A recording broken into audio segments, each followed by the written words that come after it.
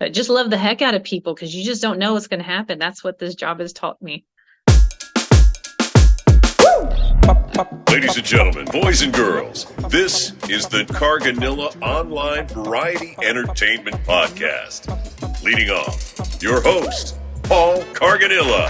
Hello and welcome to COVEpod, the online variety show in which we aim to both entertain and inspire our podcast listeners and YouTube viewers through a variety of art forms, including music, poetry, storytelling, special guest interviews, experiences, thoughts, dramatic readings, a whole grab bag of things to also just mix up and toss about your ear holes into a creative reflection you get to get excited about each week here in your podcast feed. I just mixed up 3 lines of my script into one and it worked. I think maybe some of you might get a little bit grossed out about hearing ear holes, but guess what? You have ears and they have holes, and that's how you are enjoying us this evening. I'm super excited to introduce you all to today's guest.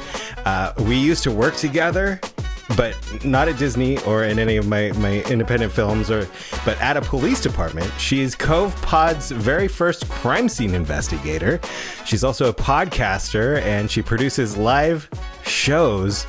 I haven't been to one yet, but they seem like they're so much fun, and I can't wait to go at one point someday. Before we dive into all that and get to know her, of course, we've got to pull the cart back behind the horse. Let's give it up for Producer Craig. Producer Craig. Welcome. How are you, sir? I am great. Thank you. A very good day today. Excited. Saw some friends on the music realm over the weekend, and just great way to start the week. And I'm looking actually forward to today because, okay, over the years, I have always enjoyed a good crime drama. And I, in a sense, I'm jealous because you do work for the police department and there are the people live and in person who actually solve crimes. And sometimes, especially in today's case, they use the forensics. They go beyond just asking questions of people on the street and taking their words. They actually go into a deep dive. So I'm intrigued by today's podcast, and I'm looking forward to it. I'm very much looking forward to it too. I was on the speech and debate team in college, and it was called forensics. And I would tell people I'm going away for a forensics tournament, and they'd be like, "So you're taking fingerprints and looking for like footprint tracks?" And I'm like, "No, it's speech and debate. It's actually just it's a nerdy thing. Yes, not nearly as sexy or cool as a crime scene investigator." But we'll talk to our guest about how sexy or cool crime scene investigating can be, as she, as I mentioned, hosts a podcast, and we used to work together at not my current police department, but the last one I worked for, and haven't really chatted with her since then at all, other than just a few messages on Instagram being like, "Dude, you're a podcaster. I'm a podcaster too. Let's get together and be on each other's shows." And so Gabrielle Wimer is her name, and she is a forensic specialist working with the city of Ventura. She has worked in the crime scene investigation for 13 years and has been a latent print examiner for the past 6. She's an International Association for Identification certified crime scene analyst. There's a lot of letters in there, so it's like say that fast 5 times. It's like IAICC, scene and I don't know. It's LMNOP. It's very important. She's a VIP, but she originally received her Bachelor of Science in Criminal Justice from San Diego State University. That's SDSU. That's a few letters there. And a degree in Forensic Technology from Grossmont College. She's been featured on the Today Show with Matt Lauer for her help in solving a 35-year-old cold case homicide, which we talked about.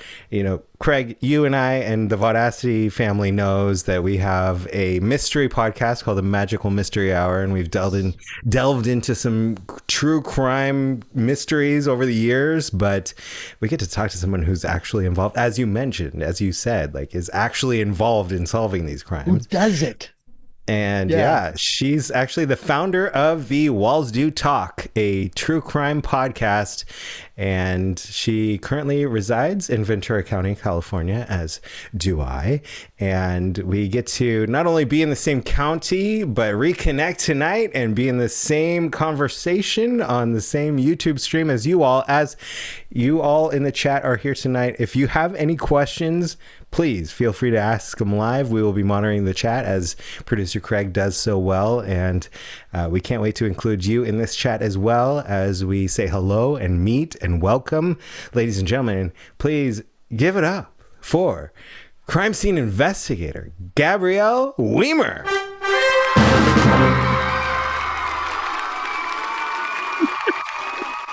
Hello and welcome. Hi, thank you. Thank you so much for having me. How are you on this fine, as we record tonight, it is a Monday night. How are you on this fine Monday night? Oh my gosh, I'm doing excellent. I'm running on adrenaline. Oh no, It's been crazy. It's been crazy. It's been a crazy day, crazy weekend. Yeah, Day crazy into the weekend. Yeah, so a lot of excitement, and but I'm excited to be here. I'm so excited to have you. And I just got to tell everybody out there who's listening, we met, actually, so I'm going to talk about, maybe I'll do this on the other side of your intro. I'm sorry, I'm going to throw you into this icebreaker introduction challenge. Would you be ready? I think so. I could do it. All right, 60 let's seconds. try Yes. it. Here we go. And 3, 2, 1. All right. Born and raised in a very small town. We had lots of agriculture. So when I see fruit and vegetables growing out in nature, that's like magic to me. I started mushroom hunting when I was 11 years old, and I still mushroom hunt to this day, and not for the magical ones, for the normal edible ones. I have double jointed elbows. I mean, it's kind of a weird feature. I got called out on it today because I was resting my arm, and they said, "Ew, that's so gross." I'm like, "Sorry, I know my elbows are double jointed." I love travel like most people do, but I love seafood. I think maybe I was a sea otter in a past life because I love all things from the ocean. I have 2 beautiful, beautiful daughters, and I have an amazing husband. The best thing that I like to do to kind of relax is I meditate, and I love to do yoga. And I actually tried Pilates for the first time the other day, so I think I'm going to add that to my list. Some other quirky facts about me. I mean, I smell everything. It is kind of related to my work, but I'm a sniffer. So I have to smell everything, whether I'm eating it or just some object. I'm curious, like if it's a rock, if it's a plate. I think it kind of goes with my superpower as a crime scene investigator too. Is that 60 seconds? I mean, I'm double jointed. I like seafood. We're good. Yes. I never stop people because I want to hear like what comes to the front of their brain when they think of like what is important that I can tell you in 60 seconds. That was like 85, but when I tried the challenge in the very first episode of this show, I went 7 minutes long. So yeah, but that's amazing and a great insight into who you are. We'll talk about the smells, but when you said like I smell everything, I immediately thought of like one of my mom's in the chat. She says that was actually a really good icebreaker intro. Great job. I thought of wine because I love wine. Right. My wife and I love wine tasting, and you stick your nose in there, you smell it, and beer tasting too. Like if you're a connoisseur of any type of food or drink, and it just made me think of this live series. I normally like kind of wait till the end to try to plug things that you do, but like what? Okay, so here's where I'm gonna just pull it back for a second and be like, so. So we used to work together before, like back in the day, I was a dispatcher for the police department that you work at now. Yes. I was in training. I didn't get very far, and that's why we don't still work together. But so we met at that time. Like part of my training was I came down to where you work, and I believe you showed me around with my trainer, and you're like, this is this and that is that, and this is where we keep this and that is, but like that was the extent of our connection when I worked there. But then so I started this podcast almost exactly a year ago. But when the 5-year anniversary for Borderline was coming around, I wanted to do a very special episode on that. And I checked out, I like to do my research. So I checked out the podcast space for any other Borderline podcasts. And I found yours. You did one with a crime scene investigator that was there to work the Borderline incident. And I was like, oh my gosh, this person I used to work with is now doing a podcast. And I couldn't believe it. So I reached out to you and I listened to all the episodes and I was like, oh my gosh, this is so cool. We should, I'd love to have you on this episode or this podcast. And here you are. And so that's how we reconnected, but we really haven't spoken since then. But then, so all of this to say, I find that like you've created some live shows as well from your podcast to, and it includes wine. This is why this all came to my brain. Tell us about Wine and Crime. Okay. So the inspiration, I don't know if you're familiar with The Moth on NPR. I love The Moth. Yes. Right. I love storytelling.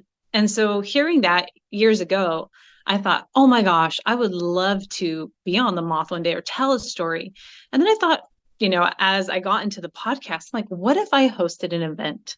Because as you know, working at a police department, everybody wants to know the stories. Everybody wants to know, but I really want them to understand what it's like for us. And so I said, screw it, let's host a crime. I was trying to think of something catchy, crime and wine. People love wine, people love crime, marry the two.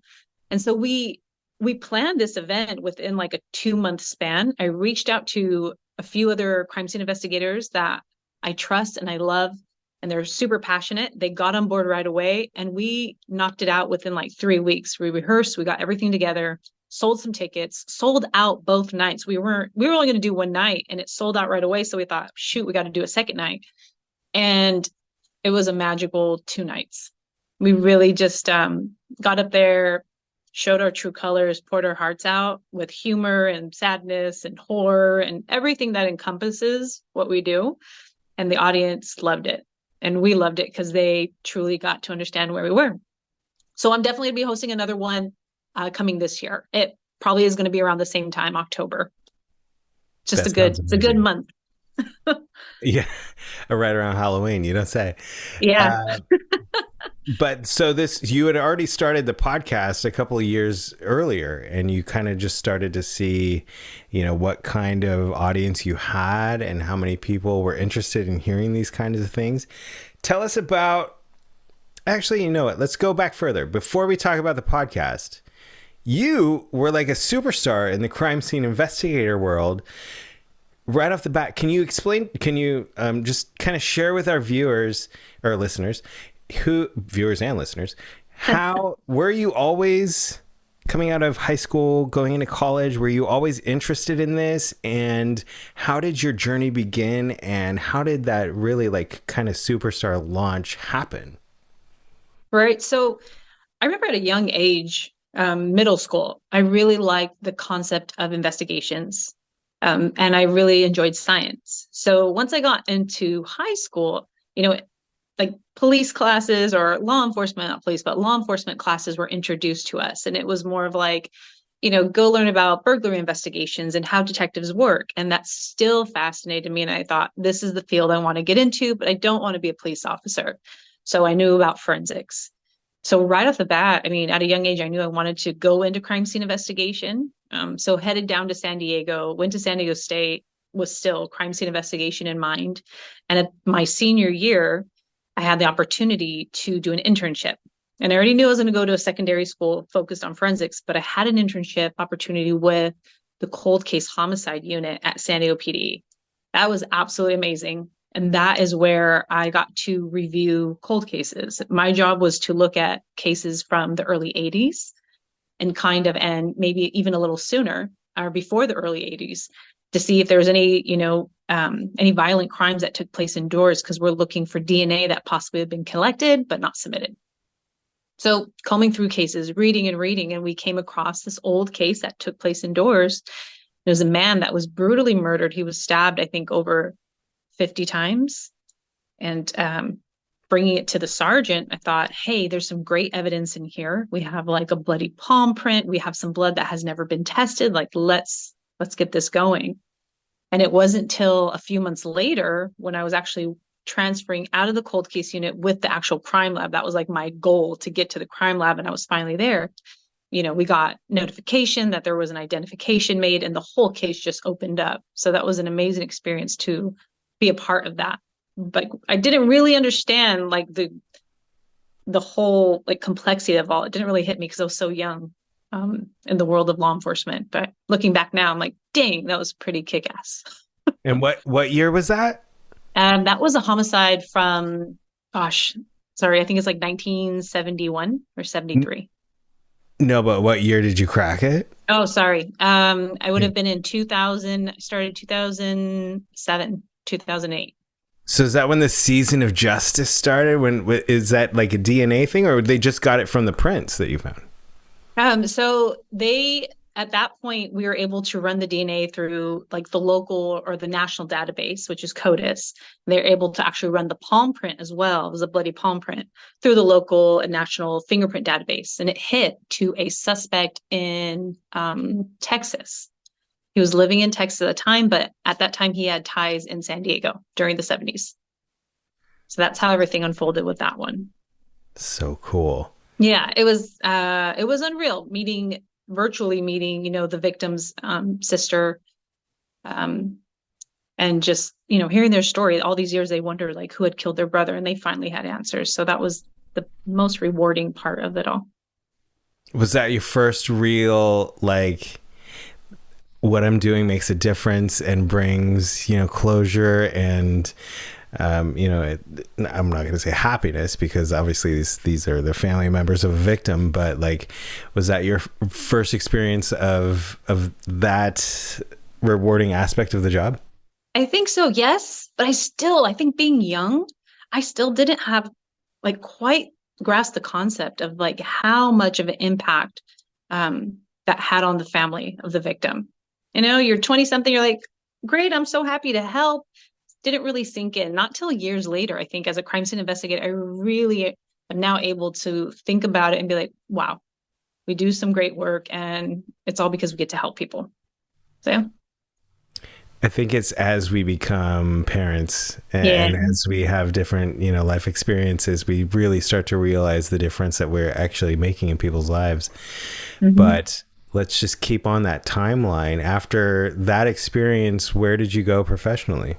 Okay, so interning with San Diego PD, greatest thing I probably have ever done or been able to do. They taught me a lot. I saw a lot. I got hired with Torrance PD, and that was in 2010. And so Torrance, I got to hit the ground running. I was a part of a crime scene team up there. There was about 7 of us at the time. So it was a great introduction to like professionally working in a bigger Los Angeles city. And I learned a lot there. I also saw a lot. And I think that's where I got, learned my skills, honed in on my skills there. And I was there for 6 years. And then from 6 years, I was then able to transfer to Torrance, or from Torrance to Ventura PD. Like you said, family brought us up here to this area. A job opened up. And so all the cards aligned, and here I am.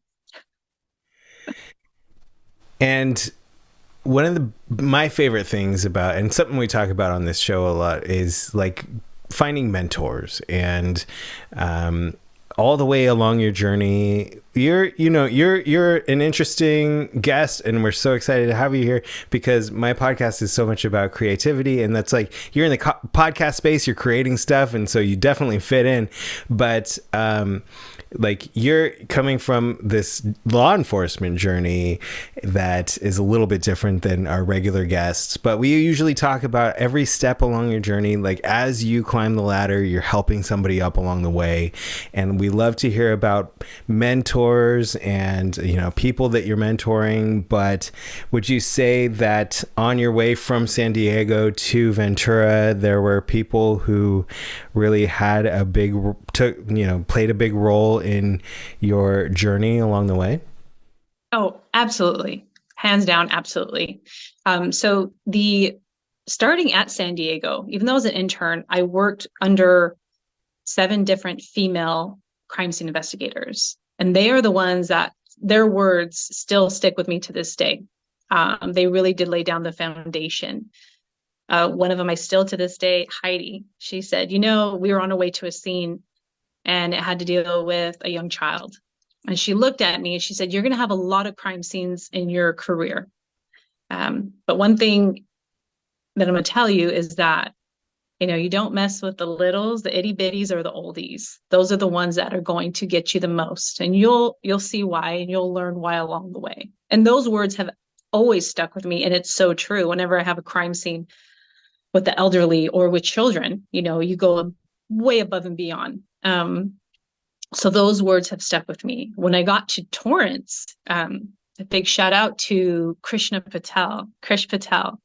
She was a crime scene investigator, a senior crime scene investigator with our team. She was absolutely amazing. She had about 15 to 20 years of experience when she came on our team. And I spent a lot of time working crime scenes with her. And I remember just being in awe of how much she knew and how great she was. And I remember looking at her and telling her, look, I want you to teach me everything and anything that you know. Like, please just pour it all into me. She looked at me and said, absolutely, absolutely. And I'm so grateful for that. And to this day, I still call her. I'm like, hey, I need a reference for this, or can you put me in touch, with this individual? I'm trying to look for funding, or, hey, I have this situation. How would you go about processing this scene? So this day I can still rely on her for those words of advice, direction, processing, everything. So those women definitely made a huge impact on who I am today and what I think is of importance. And that's actually where I'm at right now. I've been doing this for almost, 15 years, and it's time for me to start pouring into the younger crime scene investigators that are coming up, the newer crime scene investigators. It's an interesting thing to think about succession, and I'm a member of the command staff now for the organization that I'm with, but in our last retreat, they all started talking about, who's going to take our spot and how do we start pouring into them, as you say. Mm-hmm. And it kind of struck me because I'm still relatively new and I still have imposter syndrome. And I'm like, why would I for what reason would I want to prepare somebody to come for my job? But it's such a huge thing, in public service or even in the creative realm, that we're not going to be doing this forever. And we need to teach the people behind us and help the people that are coming up and are going to be filling into our spot once we leave, because we're not going to be doing this forever and we're going to kind of retire as soon as we possibly can. Sorry, not sorry. But we also want to help serve the community that we're in, either creatively or in public service, even when we're gone. And the best way to do that is to help bring people up. So, and I only asked that question because as a listener of your podcast, I knew that you had very, very strong mentors that really helped you out along the way. And I wanted to help highlight that for our listeners in whatever field you're in, whatever you're, trying to succeed at, being creative or in a government job or serving a community, public service in any way. It is never, okay, I can't say never, but it is rarely a bad thing to help somebody out and prepare them to, and leave a legacy, really. Yeah. Take what you've learned, take what your mentors have taught you and pass it on, because as we watch Coco, as the last person who remembered us dies, there we go too. Yeah. Speaking of death and dying, what inspired? So, did you look around the podcast space? I don't want to feed you anything. What inspired the creation of the Walls Do Talk podcast? All right. So, get to a certain point in your career and you're like, what's next? I've seen, 100 homicides. I've worked the major cases. I've hit all my marks. What is next? And it's a point of, okay, well, maybe we can start teaching. And me and my mentor, actually, we thought, let's start going out and doing public speaking, teaching classes. And we're all about it. So we're geared up, ready to go, locked it in, and then COVID hit. And so it was like, cancel. There is no public speaking. You're not going anywhere. And so at that point, I was like, what if we just started having some like sort of banter or just talk? And I thought, what if we just do a podcast? It's perfect. We don't need to travel anywhere. You can reach the masses. And so coming up with names, we thought about it. And I was like, I really like The Walls Do Talk. And we've had so many crime scenes where there's signs on the wall. And it's not written signs, it's blood spatter, or it's holes in the wall, or scratches. They're talking to us. So that's how the name came up. The Walls Do Talk. And it was just a space, almost like a release. It's a creative release. We're so structured in law enforcement. All of a sudden I'm like, I have this desire to tell stories. I have this desire to be creative. And now I have this space to do so. So I can share my crime scenes with people. I can share how I feel or what I saw or what I smelled. And it kind of just really came to life, and it took off because I started having fun with it. So that's what it from public speaking to COVID, and thank goodness for COVID and that aspect, because it pushed me to start the podcast. Did you find it to be, or has it just been in your personality, but just to like shift into this from crime scene investigator to podcast personality person, or was that really natural for you? It was never on my radar until I did it. And then I saw how natural it did come. And I just attribute that to a little bit of info on me. On my dad's side of the family, they're great storytellers. Like I have fond memories sitting around my grandmother's table and hearing my uncles, my aunts talk, about stories from the past and all these different characters. And I'm there as a little kid, just like, I'm in it, and I have no idea who Bob Brownell is. They always use the first and last names, but they had great wit, great storytelling. And so all of a sudden I'm able to start telling stories. And I'm like, I think it's in my genes and I love it. So it kind of it felt a little awkward at first. And then all of a sudden it just clicked. I'm like, this is fun. I'm a natural at this. So just kind of came together. I agree. You are. And that is one thing that, like, when I started listening to your show, I was like, she's really good. She's a personality. Like, you fit right into the podcast role, and you're creative, you have ingenuity, and even with, it's tough. I'll be the first one to say, like, putting out a regular, if you sit down, I've got this great idea. I'm going to put out like a podcast every 2 weeks on a Thursday. I'm going to have a new episode that's totally produced and have the time in my life to do that. But so you've been able to kind of do the Walls Do Talk podcast, but then you're also like reaching out and doing other things like the Coffee Confessions and like there's like several different versions of it now. And what are all those different things? So those are just kind of like, and like you said, I think it's finding that balance, because this is something creative that we like to do, but you have to have the structure to build your audience. Like, balancing work life and mom and wife and all of that. And then trying to throw in like, we're going to have a scheduled podcast on this date, release, produce. It's like, oh my gosh. So I guess maybe to put more creativity, maybe take some of the pressure off and be like, Gabby, if you have something to say, just get it out. If it's not finally polished and produced, your listeners are still going to enjoy it. So like little tidbits, like, Coffee Confessions. And it was just something that I think we're having coffee and it just came up and we're like, screw it, let's do it.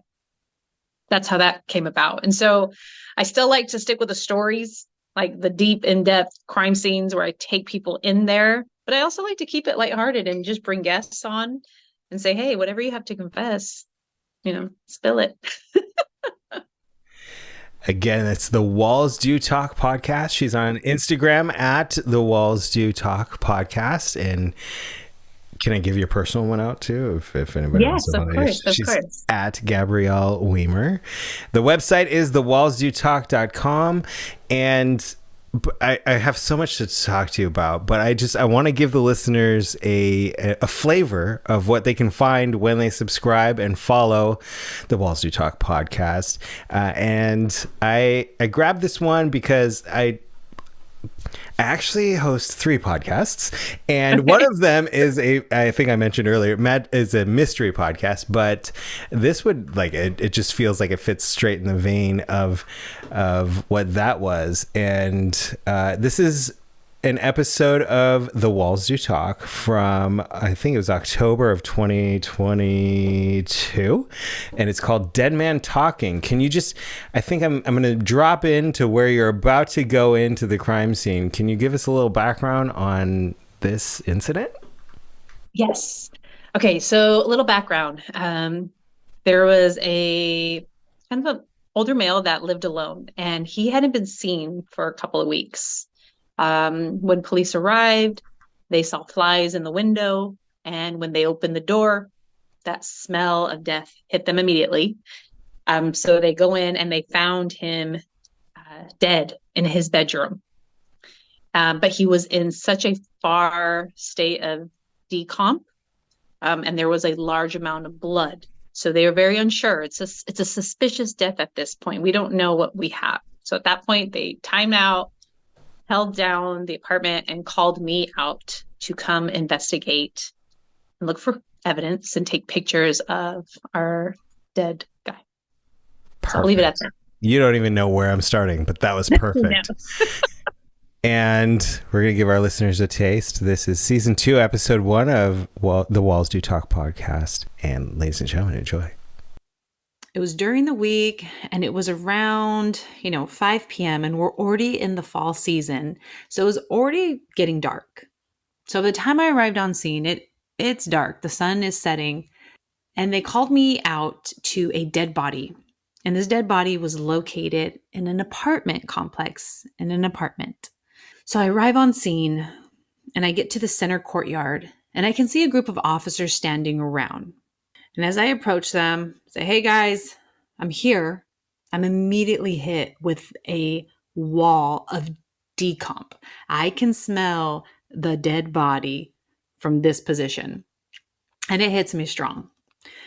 And the officer looks up at me and says, "Hey, all right, we have a single individual dead in an apartment." And he points across the courtyard about 20 yards away.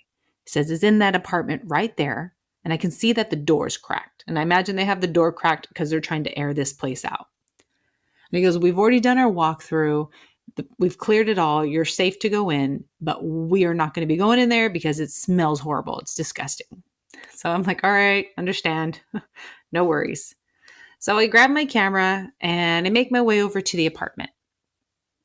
As I approach the door, the smell just gets stronger. It's burning my nostrils, and it's kind of making me want to gag. So I know that this person's been dead probably for at least a week. And I kind of push the door open, and immediately I see inside the apartment, and it's dark. It's dark in there. The lights are not on, but I can make out that there is a small dining room table to my right. It's a small circular table with 2 chairs that are just neatly tucked in. Straight ahead, I see the kitchen, and there's a couple of dishes in the sink, but no real mess. It's very tidy. And then to my left, there's a big open space. It's the living room. And there's no light on overhead, but there's a small lamp that's in the corner.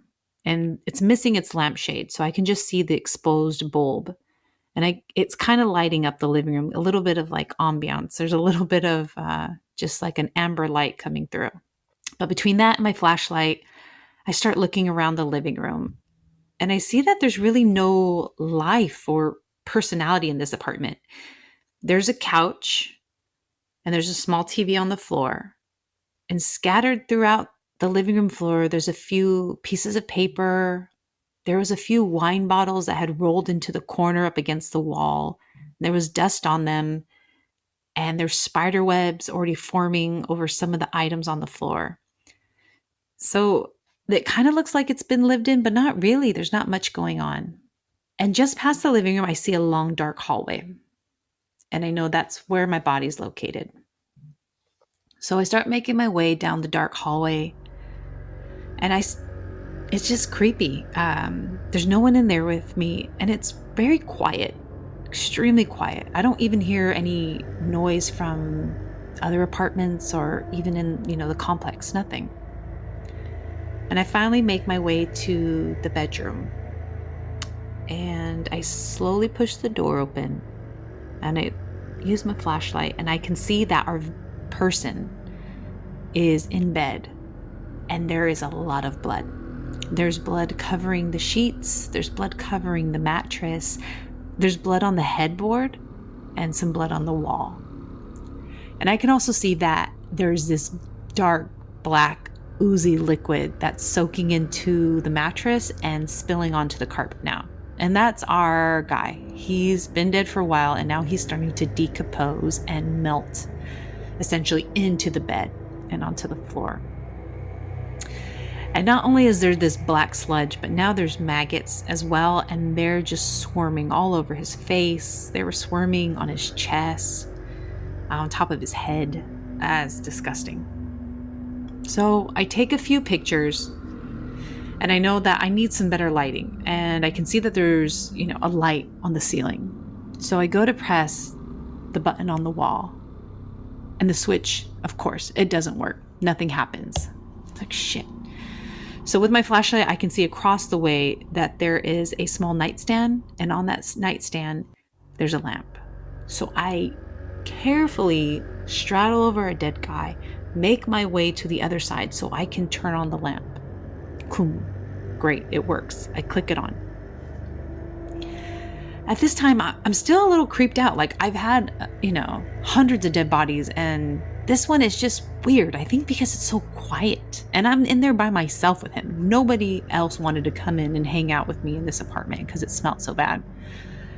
And so I need to get a better look. I want to start looking at the items in his in his bedroom to see if I find any weapons. Is there a gun? Is there a knife? Is there a phone? Anything that's going to give me some sort of clues as to what happened here. And as I make my way back over the body and I'm looking at him, looking at the blood, all of a sudden I hear, "Hey." And it was just like a real, stern, but loud, coming from behind me. "Hey." So I stood up really quick. And at the moment, it startled me because I didn't hear anybody come in. And so I turn around and there's nobody behind me. So I kind of do this deep swallow and I call it "Hey, I'll be right there. I'm just taking photos."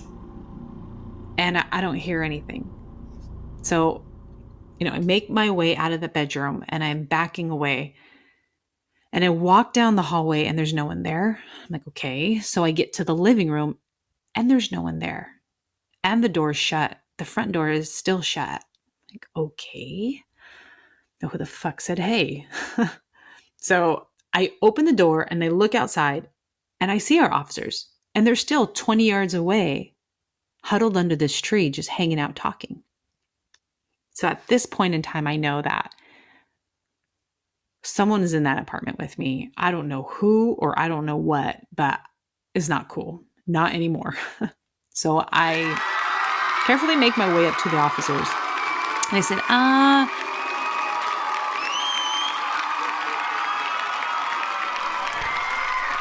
If you want to hear the rest, you're going to have to tune in and subscribe, of course, to the Walls Do Talk podcast. And I'm saying in the chat, she's just such a great storyteller. And it must just be a gift handed down from the generations of storytellers in your family.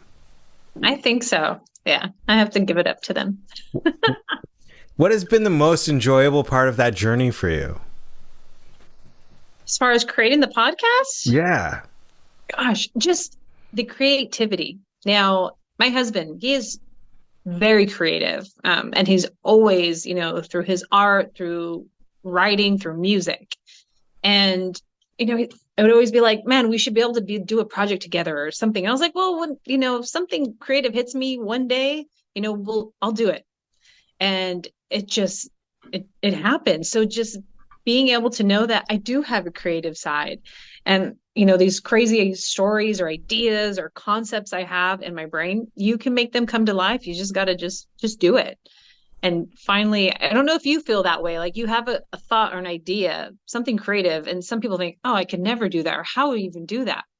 You just put it in motion and you watch it evolve, and you think, oh, I want it to go this way. And all of a sudden it just takes a complete turn, and you're amazed at what it becomes. I think that's the best part, Our the evolution. Our mantra on this show is spread your wings, try new things, fall forward. Don't be afraid to fail. And I don't know I know you have young kids, but there's a children's book called What Do You Do with an Idea? And there's a kid who's got this idea and he's afraid to share it with the world. And then it finally hatches and he doesn't know like if he should show people and that's kind of like how there's just this whole podcast launched. But that is so cool. From the minute I found out you were doing a podcast, I was like, we got to have you on this show. And there's so many things I would love to chat with you about. And one of those is just talking about you do a really great job of, and I don't know if you know this about me, but my wife is a LAPD officer. And so she's seen a lot of stuff. And she'll, you get treated a certain way as a member of an organization or an agency that is involved in law enforcement, especially over the last few years. And being able to balance a family life and the job when the job is perceived a certain way is one thing. And I think that, working for the organization in a civilian role, you're a civilian, yeah? Yes. As am I. And having to, be on the front lines is different, but we still deal with the emotional toll of, representing our agency on so many levels. Right. And when you're on scene and you're seeing what you're seeing, you're smelling what you're smelling, and you delve into this beautifully on your podcast, but how does a normal person, like the listener, the average listener, put themselves in your shoes? Was there, I don't know if we can even step into your shoes, like if there's a way for you to paint this tapestry, but like when you're someone who's coming out of college or just going into this business, what makes it okay? Or how does your mind adjust to, what do you tell yourself when you're walking on scene and seeing the remains of a human being that's no longer alive? Right. I think that the way I view it and the way it affects me has changed throughout my career. The very young Gabrielle, as a crime scene investigator, as an intern, oh my God, this is so cool. And I wouldn't give it a second thought after the scene was done. Gabrielle, as a crime scene investigator and a mother, changed. It changed the concept and the realization of how important the loss of a human life, or how much it truly impacts multiple people when a human life is lost.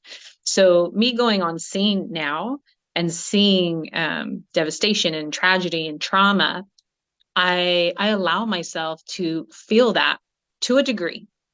I go there, it's like two parts of me. This is amazing. This is exciting. This is what I trained for. This is an awesome homicide. And I know that sounds wrong when I say that, but this is what we're training for. This is our job. So I do need to get excited about the case at hand. I do need to get excited about the scene and what I can collect evidence-wise. And then there's a part of me is like, wow, this is a horrible loss of life, whomever that person was, because someone out there, that's their mother, their father, their sister, their brother, a child.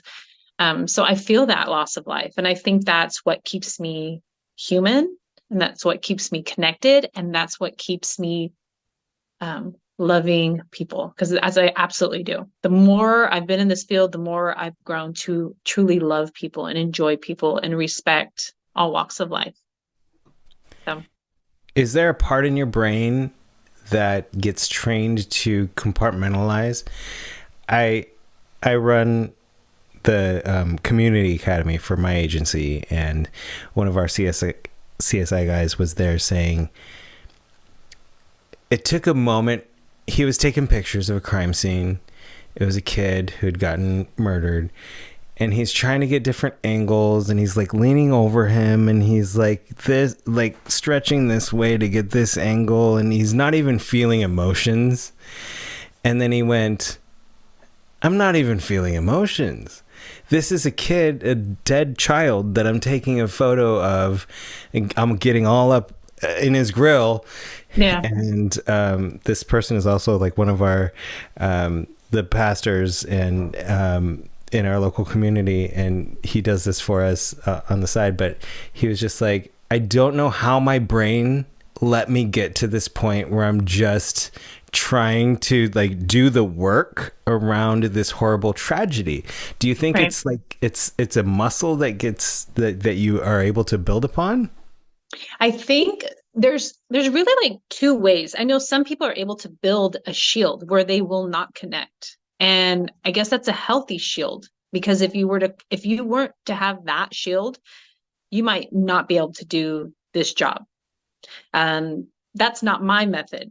I definitely compartmentalize, but I still allow myself, once I'm removed from the scene, to process those emotions. Like I have no problem, and it's occurred multiple times, where I come home, I talk to my husband about, what I saw and my emotions, whether it's anger or sadness. I'll cry in the shower, and I allow myself to feel that because, like you said, you're dealing with the loss of a human, and you're spending countless hours with them, and you're seeing the devastation. So I never try and hold it down, because no matter what anybody says, if you just pack it in, it's going to rear its ugly head eventually. So, especially with my department, I'm on the peer support team.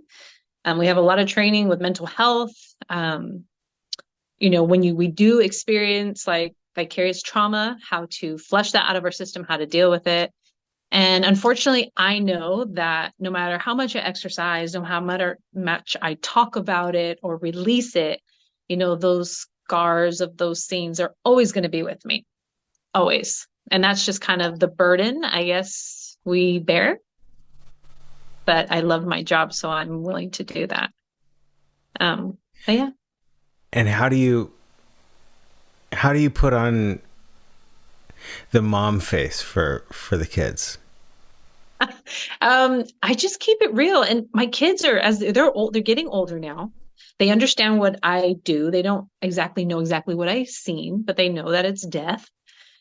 So my husband's my buffer. So I'm really able to come home and just kind of release with him so that they don't have to see mom all spun up or exhausted or emotionally tired, essentially. And the other aspect, just learning and seeing everything that we see and experience. Like I hug the crap out of those babies because I know that tomorrow's not promised. And I just know that, we can't control what happens in this life. So I'm going to love them to pieces every single day. I don't leave the house without kissing them goodbye. I don't leave the house on a call out. I kiss them even in their sleep, so to me, that's how I start my days. And I know you can attest to that. You have your babies. But just love the heck out of people because you just don't know what's going to happen. That's what this job has taught me. And this is all good for, your family, and you're like, it's so great that you have your husband as a buffer. And how do you find peace in between in your own mind? Like where do you go to find that release or that peace? So, because the wheels are always turning. I had perfect example. We just had a major scene, and we're right in the middle of an investigation. So, like I said, I'm running on adrenaline. I've been running on adrenaline since Saturday. But even last night, I woke up in the middle of the night, probably 1 a.m., and my brain immediately started going to what evidence I still need to process, what to expect this morning, all of a sudden, and I had to put a quick stop to it. I was like, do not go there. Don't waste your time. This is your time to dream and sleep and be merry, So I've trained my brain. As soon as those work thoughts start creeping in, It's like, wait a second, I have to check myself. It's a constant exercise. Like, you're not at work, you're not dealing with a crime scene. You don't need to think about it. It'll be there tomorrow. Enjoy your dinner with your kids. Enjoy laying out in the sun. Enjoy this downward dog, yoga pose right now. You don't need to think about crime scene. So it's a constant, constantly have to train your brain to stay healthy and peaceful in those moments of quiet. I have so much respect for what you do, and I just enjoy all of the entertainment offerings that you put out into the world, and I love watching that the creative process is alive in crime scene investigators, especially in my county, but just like in the community. And I'm so glad you've given us your time here this evening. Is there anything else you wanted to touch on that we didn't talk about? So, I mean, like you said, new endeavors. I'm excited. Please be on the lookout for a Crime and Wine coming live to you. The latest thing, I have a brand new intern, which I'm excited to pour into her and get her up and running. She's so enthusiastic. And I've also connected with a crime scene investigator in Florida. He has recently launched the CSI Pocket Guide. And I'm just super hyped about this book right here. My plug for this. It's the CSI Pocket Guide. It's such a creative way for law enforcement officers on scene to take notes. Our crime scene students out there in college, amazing tool right here. I'm hoping the schools pick it up.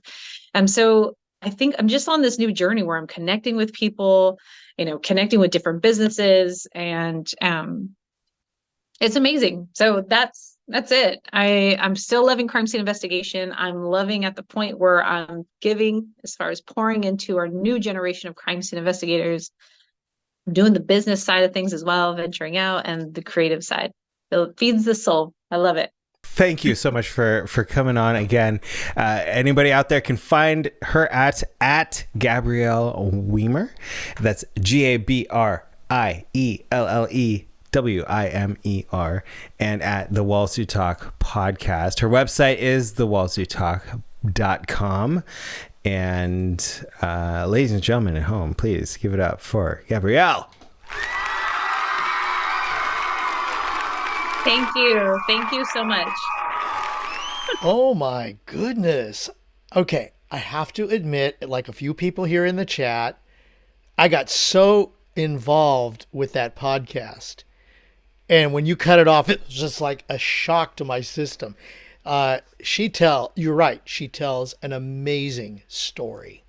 And it's so fascinating when you think about we take for granted because of CSI, the TV show, and the whole series. And then all of the TV shows and the obsessions with crime scene stuff. I mean, my gosh, we got like books and TVs and movies and now podcasts.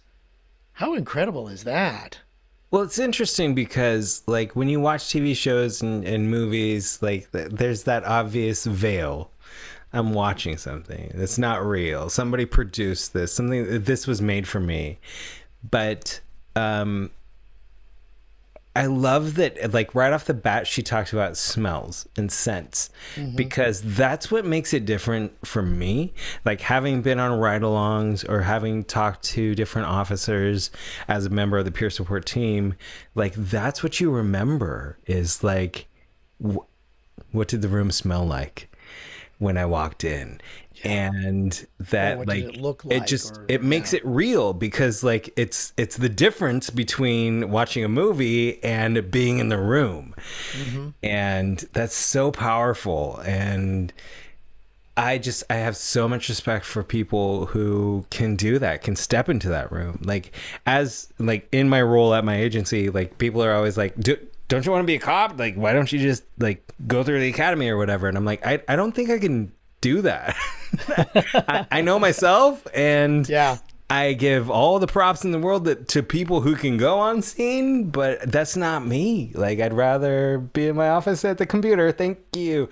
But oh my gosh, she's done such an amazing job at taking her experiences and what she's good at and putting it out there, making the podcast and putting it into live shows. And I can't believe, like, obviously when I worked with her, I didn't know, like, nobody was making podcasts, nobody was doing it. But when I found out she was doing this, I was like, we got to have you on my show because you're creating stuff and like we want to promote it. So gosh, I do hope, as people are saying in the chat, they're hanging off the cliff after that clip we played from that episode of hers. And yes, go subscribe, go listen, and follow all the things she's doing, because she's making some really cool stuff. Yeah, it makes you, it's so fascinating because, again, yeah, I do say we take for granted what these TV shows have given us. And it is just fascinating when you hear it from a real live CSI investigator. And I mean, like from Sherlock Holmes to Columbo, Mr. Monk, Murder, She Wrote, you have all those different genres and how to solve the problem at hand. And actually, I was able to find a poem called Crime Scene Investigation by a gentleman, Leland Waldrop. And it does take the, I guess, what we have done with crime scene investigation in entertainment and shares a little bit of that and a little bit of the reality. So I thought this would be perfect to share on this episode. Can't wait to hear it. Ladies and gentlemen, here's Crime Scene Investigation, a poem by Leland Waldrop as interpreted by Craig Jackman.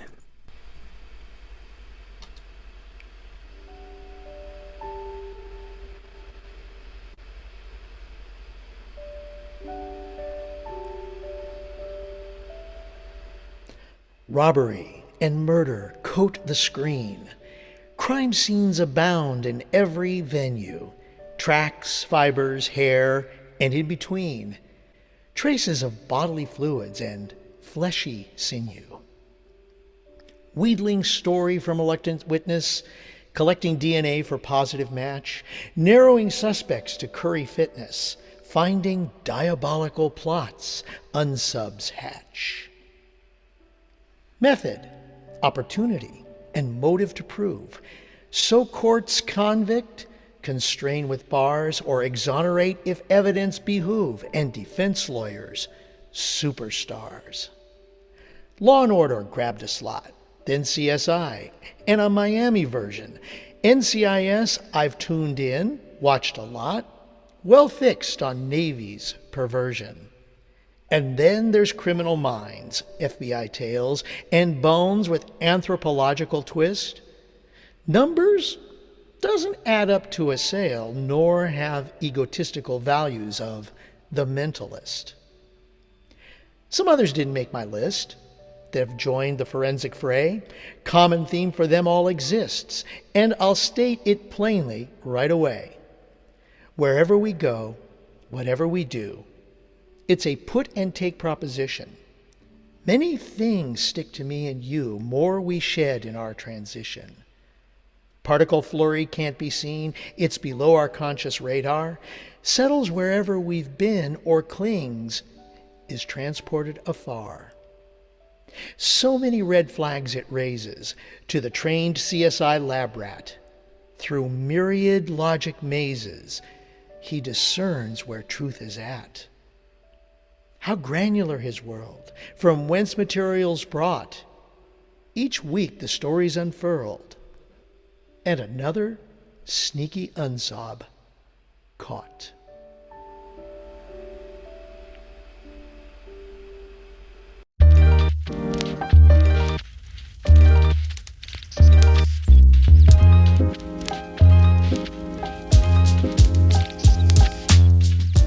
Listen, I don't know how it happened. I'm just following my heart's fire, and just like that, I have 3 podcasts going right now, and season 2 of the Magical Mystery Hour just began.